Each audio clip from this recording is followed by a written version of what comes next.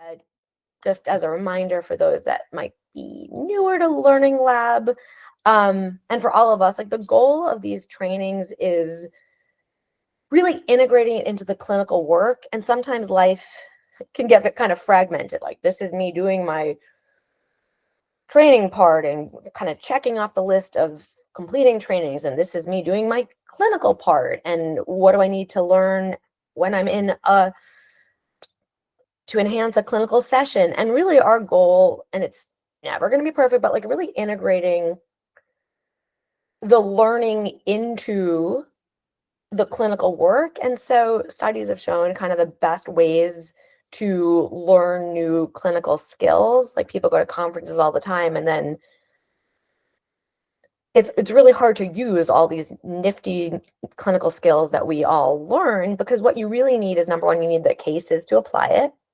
Then you need supervision to review and discuss. And so without the training and then the supervision and then the cases, we really can adapt, grow with new clinical skills. So don't ever feel frustrated if you go to a conference and then you come back like, that was cool, but I don't actually really know still how to use it, because it takes all of these parts to come together. So we're assigning different trainings in a certain order, but then a lot of the required trainings are just to be completed throughout the year. And if you need more time, we're just trying to keep things on track so that you've got that motivation to work on them, not that we really care if they're done in a year or a year and 2 months.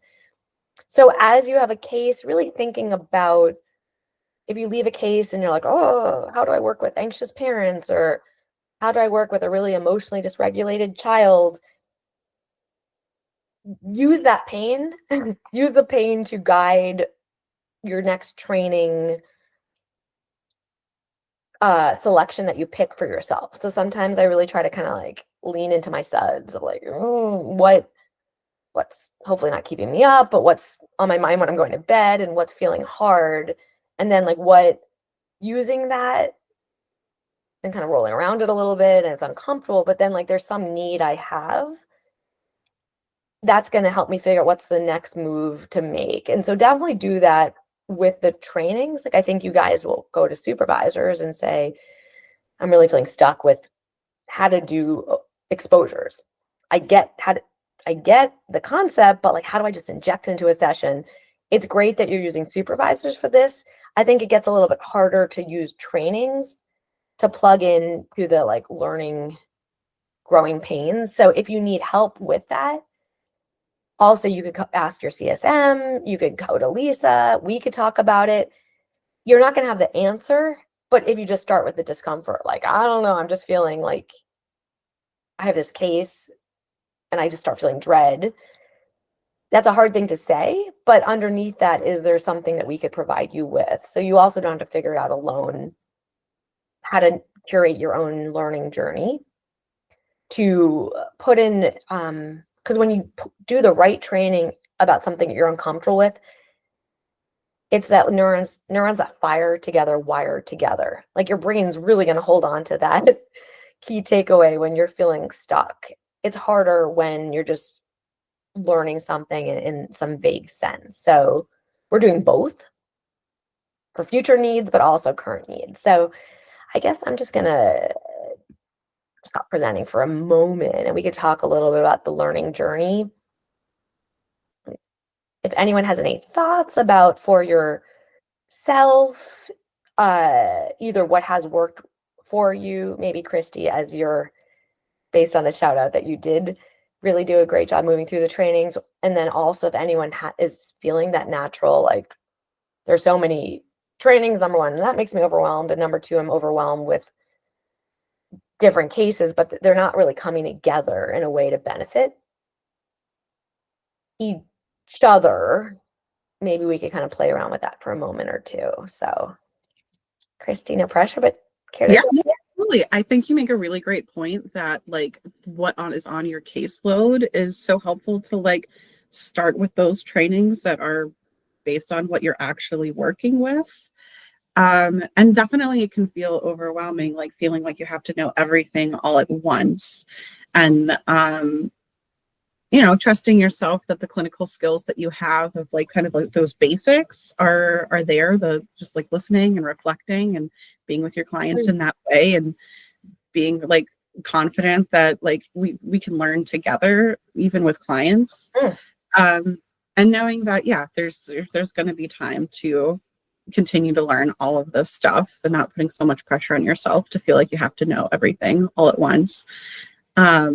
But yeah, I think what's really great about the way that the learning journey is set up is it's not, there's, there are like the certain expectations, but I think it's still flexible enough that you can focus on what's actually sitting in front of you and not feel so much pressure to learn the things that aren't actually in front of you. You said something that, oh, in terms of trying to figure like using your current cases, like it might be hard. You can, like, sometimes I like to kind of scan over the week and kind of notice, follow the dread. And it's not, when I dread a case, it's not personal against that person, but it is an area that I maybe struggle more with, whether it's like maybe a slower pace and I have this like, there's something to it that is worth noting. And so you could even like kind of with schedule time with your supervisor to like kind of look over your different cases and like find the 8, 9, 10s of your own suds of like, these are the ones that I take a lot more emotional energy for me. And then from there, what can we kind of together decide on a couple of next trainings to plug in to? So back to it's harder to do that. I guess the good news, that's why therapy will always need other humans versus self-help, because if we could actually help ourselves when we're really stuck, we wouldn't have jobs. So we do need others for these Yeah, kind of. so I'm just thinking about like the stuff that I hadn't really done in my previous work, like the exposure and response prevention stuff and the trichotillomania video in particular. Like that felt very intimidating to approach, but watching your video, especially of like the in-person like example, it really felt less like you had to be an expert on it and more just like curious, being able to ask questions, getting them to explore themselves, reduce their shame, be able to gain the self-awareness of what Yeah. the specific behaviors are, which it just goes right back to basics again. So it feels so much more accessible. Yeah, that's so beautiful. It really is just coming in with that curiosity and that, just deep respect for this person. And that's the healing, is that when someone's putting the thing that they're the most shamed about, and it's like, how fat, like, oh, that's so cool. And we're in this because we're genuinely so impressed with people and so by being curious and by being sort of so supportive, it's, there's a lot of the basic Rogerian underneath, then the techniques and tools that we're using. But yeah, you guys are all coming in with that, like, I see you and I believe in how strong you are. And that is really healing. I consider that's an exposure, because somebody's saying like, this is me being vulnerable. And what they're getting back is like, you're awesome. And so, yeah, yeah, we've got like 80% of it in why we picked this path and what we're doing. And then we're just putting on top of it tools and techniques. So, and I'm going to make more of those videos too. I think the like in session snippets for each condition too. So that's a good reminder to have, like, do some more role plays for each condition. So thank you, Christy. Actively like actively engaging with role playing together can feel so uncomfortable, but being able to watch those videos is Yeah, I just, just have to find I it. find it so much more helpful than, like you said, like the conference style, like these are the things, but actually watching them in action is so helpful. Good, good. Zue? Just to add on to Christy, yeah, the role play is so helpful, but also there's one that I've been finding really helpful with OCD. I forget his name, and Intrusive Thoughts, but he brings in his patients with who's he's worked with and like the progress that they've done, and I find that to be like really helpful too. Did you say this was Brad Riemann? Whose video was this? I think so. I Or- don't know. Okay. Anyway, we have a few really great experts on that, but like the actual client describing their experience can be really Yes, helpful. so helpful. Yeah, good. And I don't think we have get out a few more of those. Yeah. Anyone else just on if we could even play together, be of assistance with like a clinical growing pain that you might be experiencing, or even just like in deciding what trainings to do? No pressure, but if anyone wants to talk about where you're at. I wanted to add in a little bit of a comment here, following up from what Christy was saying, and I guess the conversation around like trainings on Paycom and kind of like a yes and, where I think the information that comes from the Paycom trainings can be super helpful. And personally, this might be more of just a me thing, and depending on like styles of learning, I think having the opportunity to, like Christy mentioned, maybe not engaging in role plays, sometimes yes, but being able to see, you know, some of the skills and the content being utilized in action can be a lot more helpful for me personally. So that way, kind of like how you were talking about, Dr. Kissin, how there can be that translation from I'm learning this and now how do I apply it in session without feeling that pressure of I need to do it a certain way, or do I really know what I'm doing? And I'm going to make a commitment over the next year, like for every one condition, at least like one or two snippets for all the, like all the different areas that we're covering. They're kind of in there in and out, but I think that it just should be a little more consistently part of it. So this is super helpful. Joey? Yeah, this is kind of in response to the growing pains question, just because like before this, I was just thinking about how like in the trainings, I would love to see more of like how to engage clients that are not really ready to engage. Because I feel like that's something I have been experiencing a lot of recently, and to get stuck and just be like, well, I'm not really, it doesn't feel like I'm doing anything clinical, but it's way too early to be doing anything clinical anyway. So like, what do we do? Especially when they're not ready and you're still kind of learning who they are and building that rapport. Number one,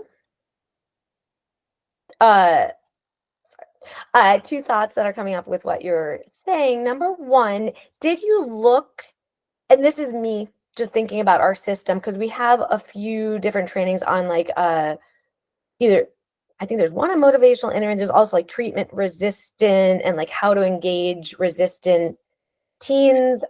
There's a few different. I didn't watch that one, but I saw the title. So did you, because I think part of it is also having the right tags, which I was talking to Lisa about too, of like, what are the right words for like treatment resistant? Because of it. Yeah, so I was wondering if you did look which ones naturally, because I think treatment resistant is a tag and used in some of the titles, but we also want to kind of like get at these different clinical moments that like I don't know, over-involved parent. Like if there's a certain word that a clinician might be struggling with, to make sure that the right, or try to make it easier for the right trainings to pop up. So we were continually working on that. And I know there should be 2 or 3 that meet that need from different angles. Okay. And so kind of going from that pain to like, let me talk to my supervisor and let me also look in Paycom, and also with your CSM, you could schedule a time to.